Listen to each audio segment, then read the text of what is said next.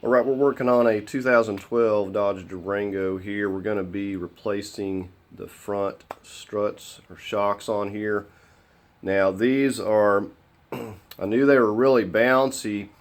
However, the other day I was going over some railroad tracks. You know, they can be pretty rough, and I almost lost control because of the way these are bouncing up here. So if you're having this issue and your struts need replaced, you want to definitely get it taken care of as soon as possible because it could cause an accident. Now here's our front struts here. Here's what they look like. Now I am going with just the shock itself and going to reuse the spring. I found that the OEM springs seem to ride a little bit better unless they're worn out. It is easier just to replace the whole strut assembly, but this is really not too bad. Of course, you know, you have to be cautious when using the spring tool, but it's not that bad. You just, with anything else, you just be cautious and keep everything where it needs to be. So the plus side is definitely cheaper to reuse your springs and stuff if they're not completely worn out. And regardless, it's going to be a whole lot better than it is now because it's very dangerous the way that it's bouncing, and we will wind up taking care of the rear shocks as well. Okay, so we're just going to go over all the tools we're going to be using here. This should be most everything that you will need. I've got a big sledge. You could use a small sledge, but you want a hammer that you can do something with, and that's got a small hammer. Got a 3-foot crowbar and a pry bar, a little trim tool, and I think I got a 13/16 wrench that I needed there. We've got a 7/8, works the best for the lugs. See a 21, a 24, and an 18 there. And then I've got a 13mm, just some various extensions you may need. Got a little 10mm here, and you're going to need a set of these Allens because we need a few of these sizes, so you want some of those. And I've just got a few different ratchets, a torque wrench, and of course you're going to need this spring compressor. Now you can get this as a loaner tool. I got this from AutoZone, and you can see this has been thoroughly used, but it will still do the job. Now on top of these tools, there are some tricky things that I did to be able to get this nut off the top of the shock strut to separate the spring, and as far as putting it back on as well, so you definitely want to watch the video through to see that. Okay, very first thing, we've chalked the rear tire front and back. Alright, we're going to start with our 7/8, breaking these lugs loose. These are going to be very tight. You may need a breaker bar.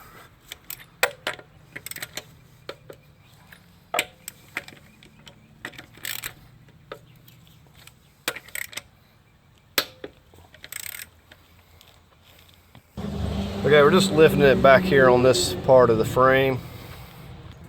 And we're going to slide the jack stand over here.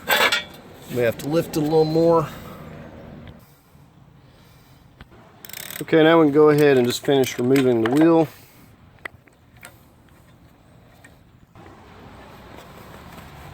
Let's go get the wheel. Okay, we'll just start with our brake. Let's push that thing and this comes right out. Okay, back here you need a 10mm to get the ABS.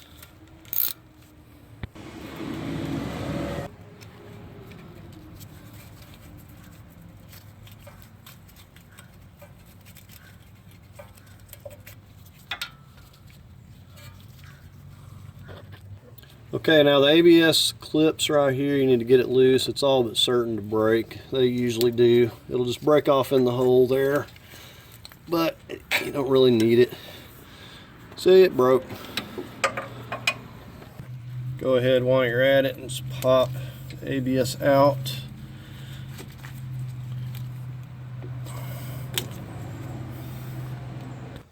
Okay, now we're going to get on the caliper itself, and you're going to need a special 11mm for these, but I don't have that. But every time I've took them off, the 10mm hex Allen has worked just fine. So if they're not over tightened, they're never a problem to get loose with the 10. Okay, so top one's loose. You can just take it completely out or leave it in there or whatever. And you should have had a dust cap. This is, they're missing on this side. All right, so let's get the lower.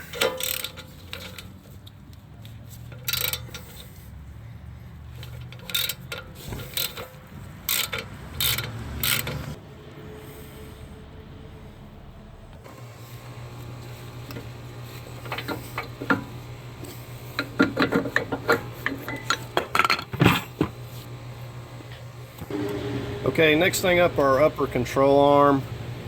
The nut here is a 21. Now usually you don't have to hold this.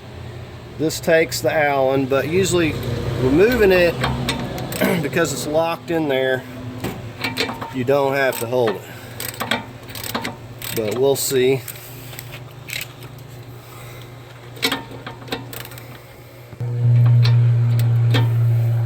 So far it's not trying to turn. Usually it won't.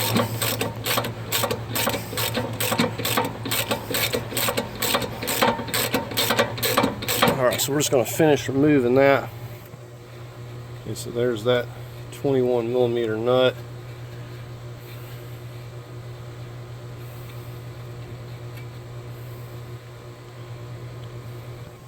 Okay, now this is just a Teflon nut, and I could put it back on here and use this. Okay, it just fell up. Whatever, but I'm not going to do that because I don't want to risk damaging the Teflon. So I've got another one. It's just the same thread as that. Just doesn't have the locking Teflon. So just to avoid any mishaps, we're going to run this down flush. Okay, so it's just down on there flush, and these are nothing compared to my Ram 1500.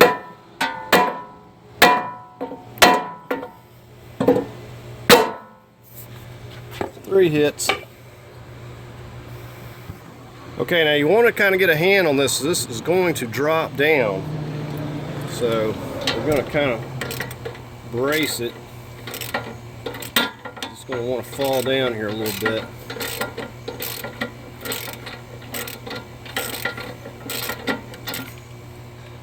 I think that thing's spinning. Okay, so it just kind of fell back as I got that off of there. Okay, the next thing we're going to get on is this nut. I think this is the 24. We're going to go ahead and bring my other jack over here to kind of support this. And notice that the tie rod is still on. Really no point in removing it. It's just more work.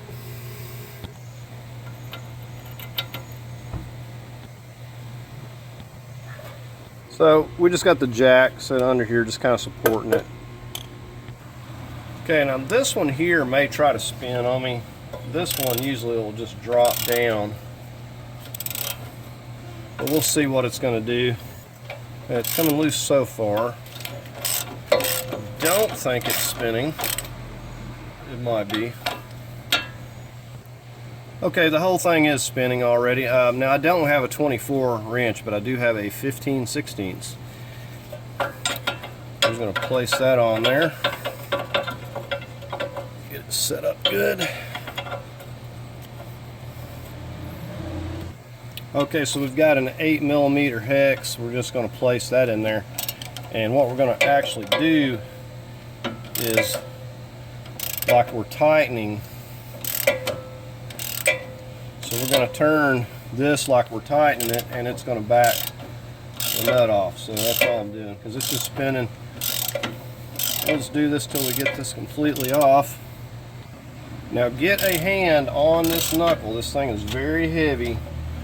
get a hand on it, strap it, whatever you're comfortable with, because it's going to be loose, and it's just going to be supported by the jack here. And I'm going to basically lower it down enough to get the ball joint out from this control arm. We just about got it. And then we will lift it back up slightly so we're not putting any stress on the tie rod there, because I really don't want to take that off. We about got it.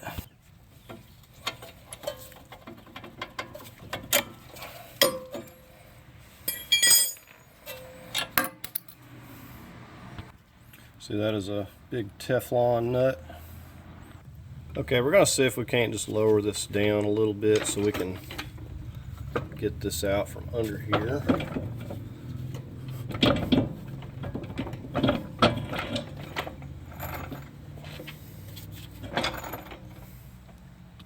Okay, and once it's out from under there, we'll just kind of lift this back up slightly, just so we're not putting any undue stress. And then we'll just prop this over here somewhere handy. Okay, so there we have it. Like I said, it's not hurting it any, and it's just propped up in there. It'll sit there as long as we don't knock it or anything. And put your nut back where it goes so you're not messing up any threads. Okay, next thing I'm going to do is come up here with the hood up and locate these nuts up here. Now, on top of having the 13mm nuts, we've got one for this connector right here that we got to remove. So we'll probably get that first.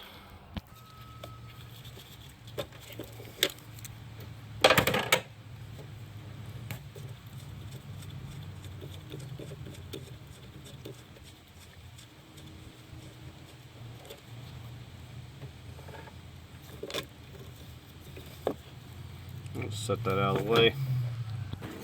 These are not very tight. They only get torqued like 20 foot-pounds.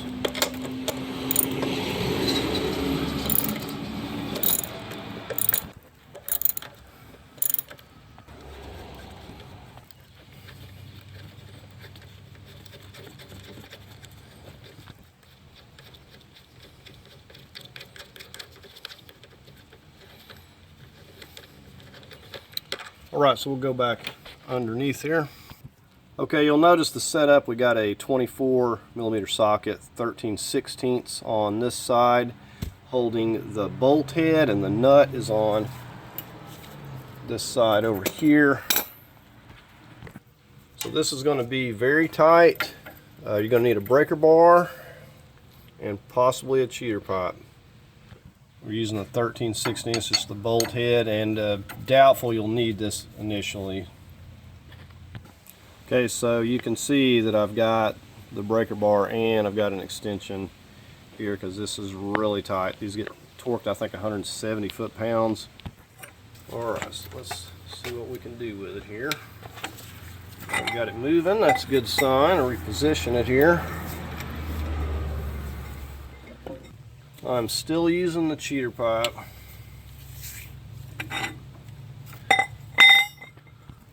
Okay, it's loosening up now. I'm going to get the ratchet. I have not had to hold that bolt head as of yet. Okay, it's finally moving. I just got it positioned over there so I don't have to hang on to it. Now, we may still have a little bit of tension, but we shouldn't have very much. Okay, I'll go ahead and finish moving this 24, and it is a locking nut as well. It just doesn't have the Teflon. Okay, I've got my 3-foot crowbar in here. I'm just going to kind of use it to take tension off of the bolt, and I'll just kind of put pressure as I need it to relieve a little bit of tension. And I'm just going to, you'll notice the beveled end on this. So as long as you don't get real rough with this bolt will be fine. And see, it's still got a little bit too much tension on it, so I need to push with my crowbar till it kind of frees it up and kind of twist it around. And I'm just kind of pushing down, putting pressure on it. It's getting a little bit easier. Like I said, I'm going to get a hand on this because once this bolt comes out, this is going to be loose.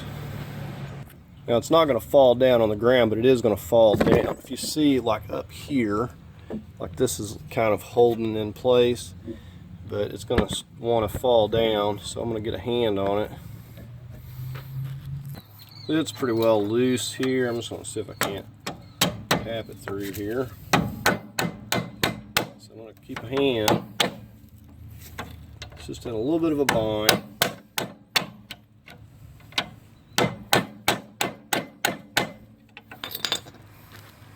Okay, you can see how when I push, so I got my crowbar in here, when I push down, you can see how this is loose. So the bolt itself is just sticking, probably corrosion. We'll try turning it, see if we have any better luck. I mean, it's really pretty well freed up.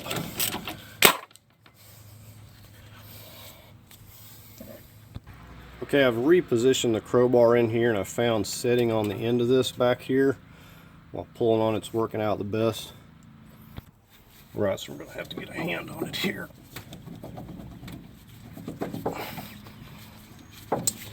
Just almost.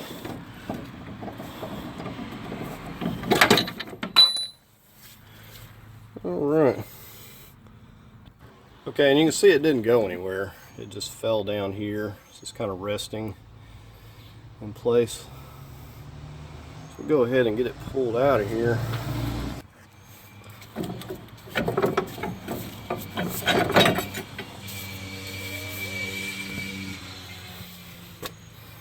Right, we may have to pull this down. We're going to have to get it over this stabilizer link over here. I forgot about that. Okay, so I had to push it back up in there, and you can see it doesn't want to clear this hardly, so we have to push it down. So we're going to get the crowbar. Okay, so it should just need to be pushed down a little bit here.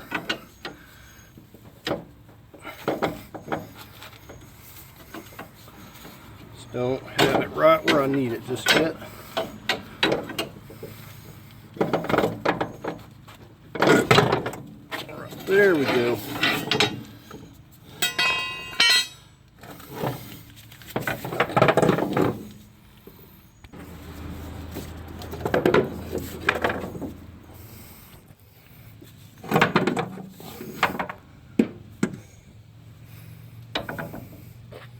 Alright, so we've got it set over here. Now you want to mark it the way that it comes out, and this paint mark faces towards me as I was pulling it out, so you want to, and also, now you don't have to mark it all the way down, but I did. This is just to get this back in the same position. So the spring sets on this rubber piece a certain way, and then this gets located, so there's no way with it marked that we can put it back on wrong. Okay, very first thing, I want to pop this cap off here. Alright, so you can look in there and see what I'm talking about. You got your 18 millimeter bolt.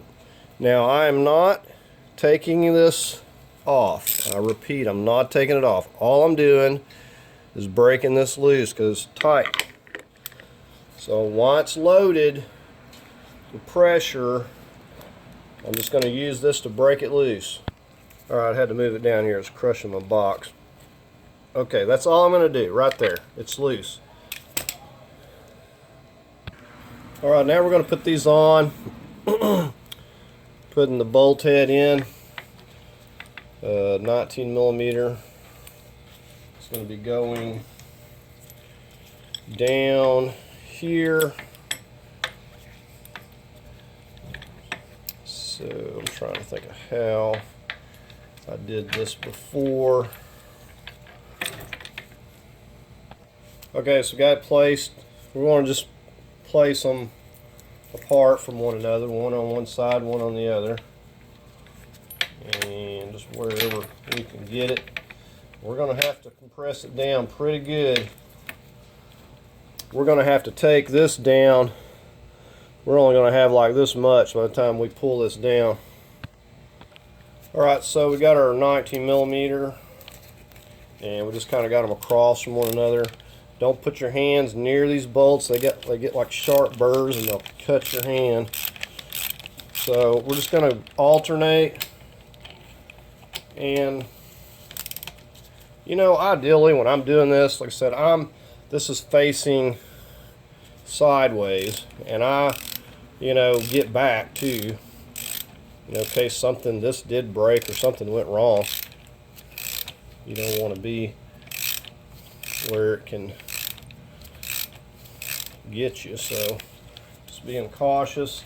So we got a long ways to compress it down.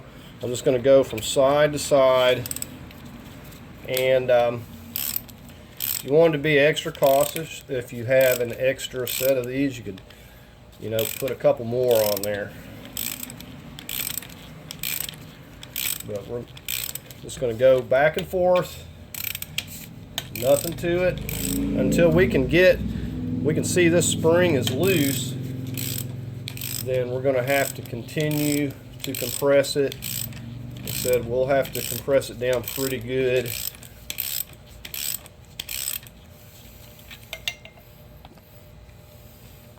So one way to know when you got it compressed enough, the spring, watch your marks, it'll start spinning. Once it's loose, you'll see the spring will start turning as you're trying to tighten these. You won't be able to keep it still. Alright, as you can see, we've got it where this is turning now. See, it's like loose in there. You can see like how far we've had to compress this. Okay, so like I said, they make a special tool. I do not have one. Don't even know where you could get one. Couldn't find anything remotely like this. But what I'm using is an 8mm or 5/16. It fits the hex part of the stud. So we got that. Now for this part, this is an 18mm. Now I've just got a, it's like you would have to get for a chainsaw to get the spark plugs out. Don't know if these are too easy to find anymore, but I've got one, and it works great. So we can come in here with this, and it fits this 18mm. This is more of a 19, but it fits this 18 fine. So we can go in through here, and we'll get on that stud, and we can hold it. The idea is just to hold it. That's all we have to do. And we'll turn this. Now I could probably turn this 8mm too, because it's not really tight. So I can, you know, I don't know if it's advisable on the new one to be spinning the, but like I said, we are not going to, the camera's facing it, but I'm not. So if anything does go wrong, we don't have it compressed enough. We don't want to take any chances. Okay, like I said, I can easily turn the 8mm, and I've probably about got it here. Check just a little more. Okay, so it was loose there, just barely hanging on. Said Dodge wanted me to get the little special tool, but we're not going to do that. So now we just got to slide this off. Okay, this top piece is kind of stuck on here.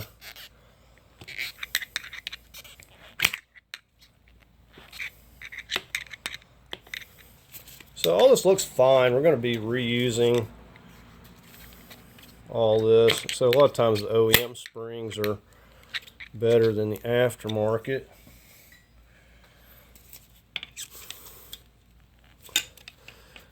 it's just the rubber part's just sticking to the spring here. I'm having to kind of work it loose. It's not that big of a deal. I'm just trying not to damage anything here. We've almost got it. There we go. So we got our mark. So there is that piece. And then there's going to be a little foam piece here that goes on. And then we can just take this part off.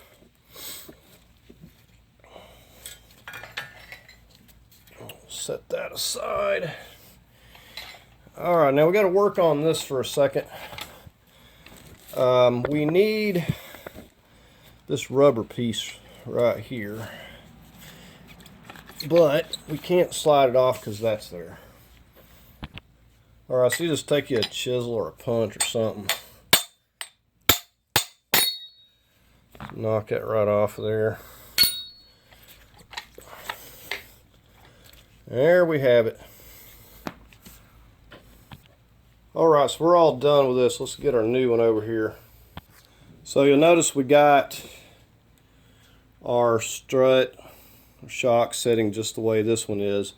So we put everything back the same. This is made a little bit different, but it's fine. Now you'll notice that this mark that we put here, it's basically right on the center line.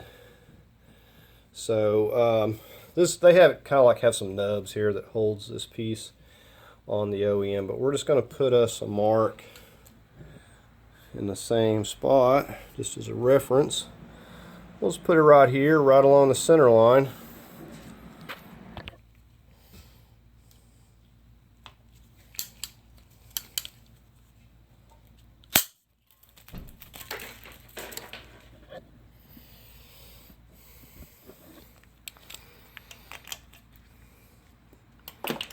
Okay, and they have a new locking nut, Teflon locking nut. And as you'll see here, let me show you the end of this. So you can see they have a different end on theirs, and I've determined this to be like a 7mm, I think, in width, but it's this little funky oval. They like to keep you guessing, so you don't know what tool you need. It's the original, takes the 8mm hex, but doesn't do us any good on this one. So I had to devise another tool for this. Now I don't know, every aftermarket shock gonna be different, but that's how this one is. And now before I can put this on here, I got to take this little plastic piece off, and however I got to be a little more delicate with this. It's plastic. So I'm just using my little plastic tool. So we got our mark here. Just slip it on there. Boom. And we'll just tap this back in place or push it in place, whatever. Now this would be like the only piece that looks like it's sustained some damage. Okay, so we'll go ahead and get our springs here.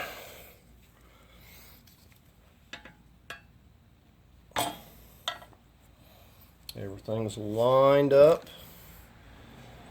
As long as we keep everything in line, once you release that tension, there's going to be no way. Alright, so we got to slip this in place. I'm going to put some of my dielectric grease on that. It does not want to go in place.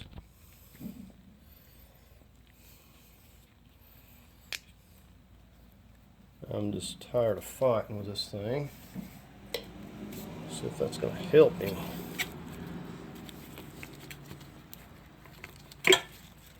Yeah. Okay, so like I said, that one's a little bit different. Now what I've got here, I took an old 10mm and I have hit this thing with a hammer. Let me show you. So you want to just set it on something like this and just kind of hit on this side, flip it directly over, hit it on this side. So I've done that, and I've made the shape that I need for this thing to hold it.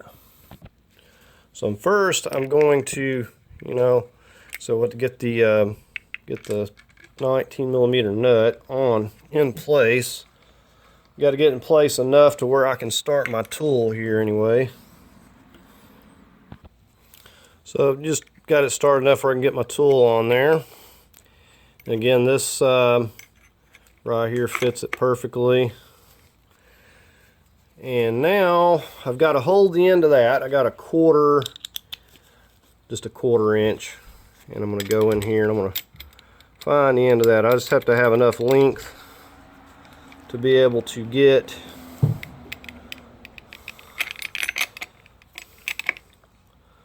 so it easily holds it.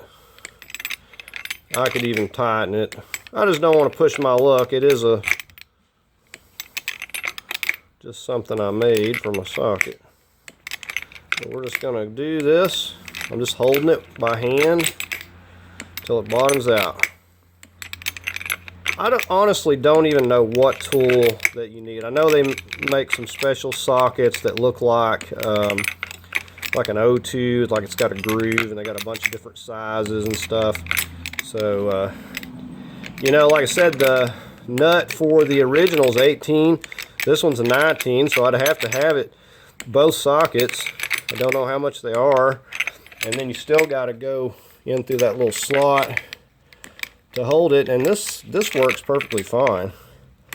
Like, I honestly wouldn't buy the tool. I would just do this again. I don't know why these are recessed. I don't see the point. There's room under the hood. I mean, these little 13mm studs are sticking up, so I don't understand why this can't stick up. It's just the design, I guess. Don't know. Alright, so I'm going to keep at it here. Ain't quite bottomed out yet.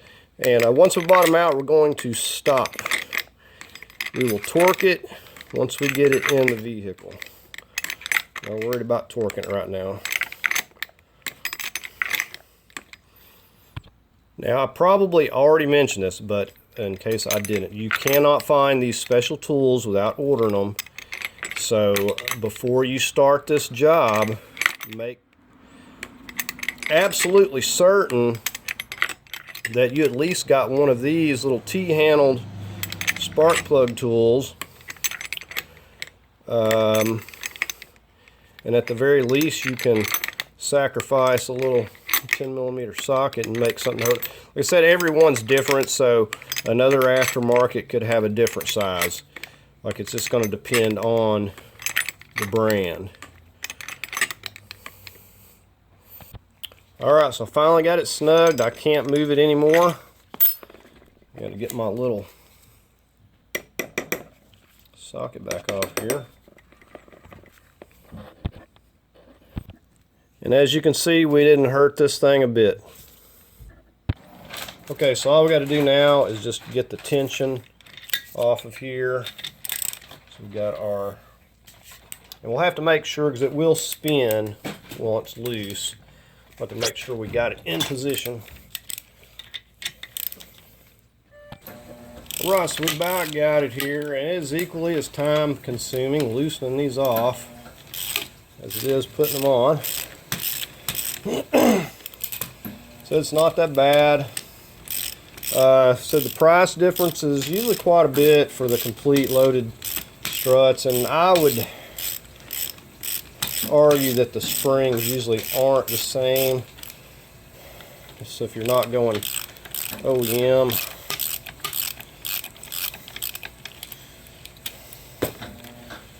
so let's go ahead, let's pull these pins and get this off of here. Like I said, it's not too bad. Definitely save yourself a lot of money by doing these yourself. And anybody's got a quote, like how much it costs? I'm curious of how much they charge for these front ones. It's not real easy. So you can see it's all lined up pretty good. We got everything back where it's supposed to go, so we'll just set this will face right directly towards us as we set it back in the in the Durango. Alright, so let's just go ahead and get this set back up in here. Let it rest on that for a moment. And just let it rest there a second.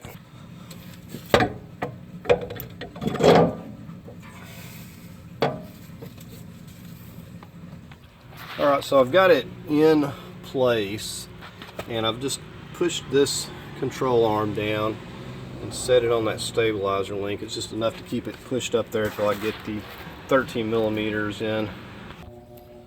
Alright, I'll get our medium Loctite on here. I don't think I'm about out.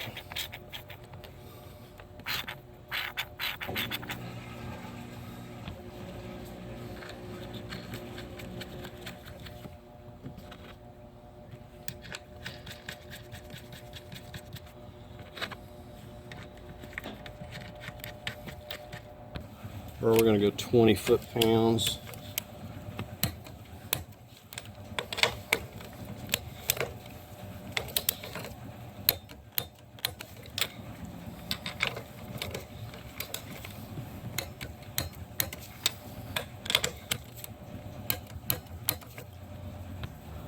Okay, so this 19 millimeter, we'll torque it to 60 foot-pounds.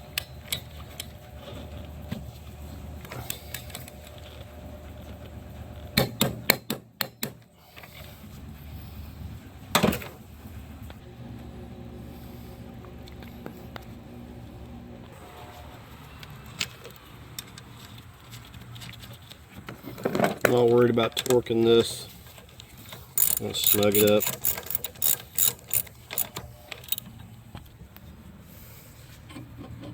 Alright, so we're going to have to move this down enough here to get our, I'm just using my crowbar. Also going to have to push it. Okay, so I'm using the same method of setting on my crowbar just because it works the best.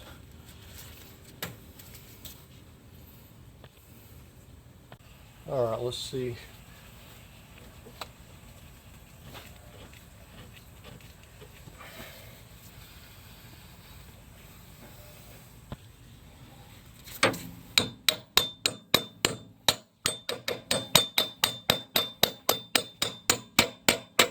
So I'm pulling down, setting down on this so I'm not damaging the threads there.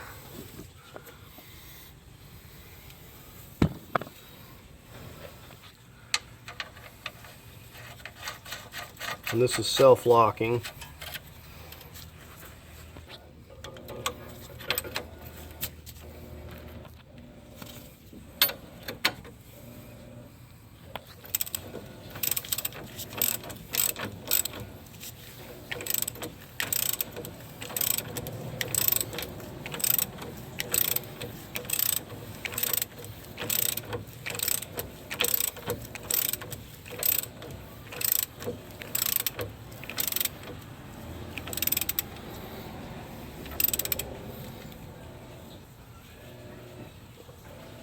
This calls for 173.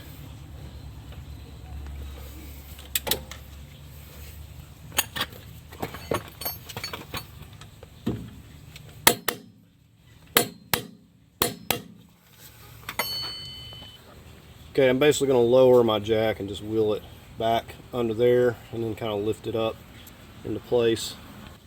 Now in these type of situations it would definitely be nice to have an extra set of hands. Okay, now once I've got it kind of in place, I can lift it up with my jack.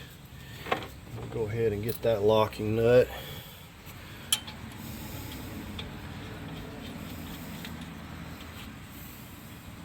Now once it starts trying to spin on us, we got to get the Allen over here.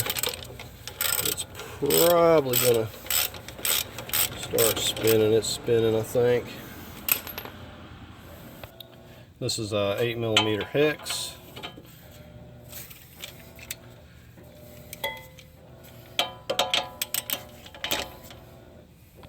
We've got our 15/16 on there. So what we're going to do is just probably turn this counterclockwise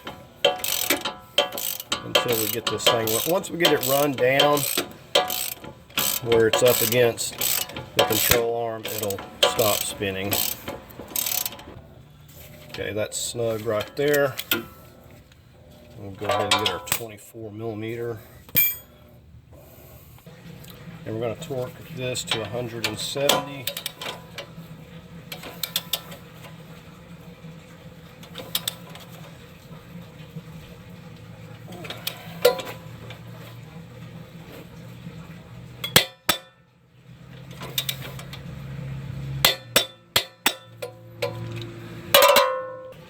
Right now I'm going to just utilize the jack to do the same thing. I'm going to have to hold this in place.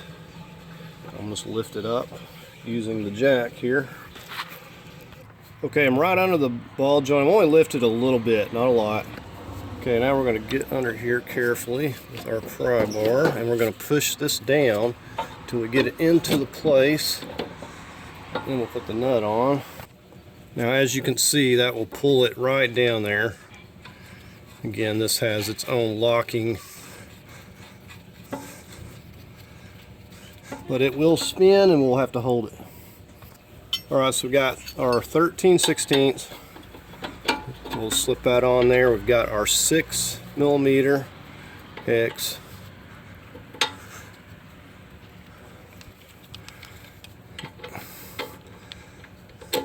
And we're going to actually go backwards because that is going to make the nut tight. You see it's pulling it right down. Once we get it down snug up against it, it'll stop spinning so we can torque it.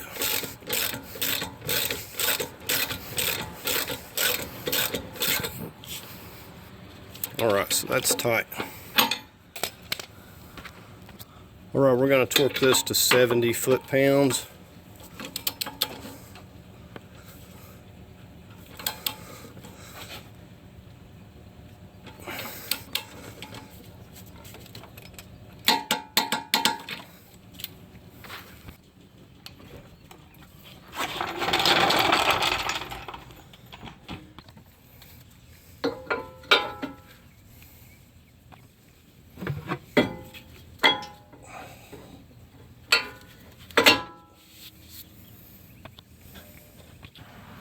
Got some medium Loctite. Right now I'm just getting the lower one in down here. Torquing these to 20 foot-pounds. If you have the dust caps, put those back on.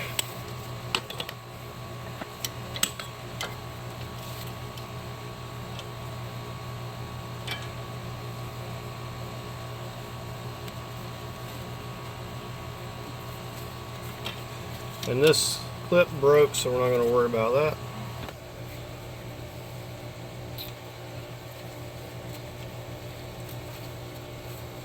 Just tighten this back down.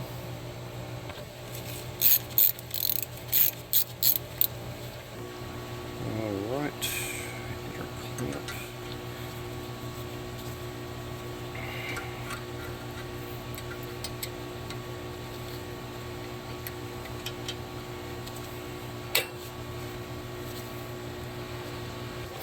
Alright, let's get the tire back on.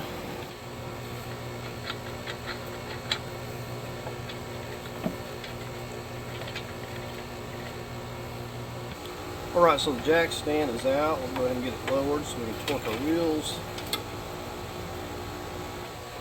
Alright, these call for 130.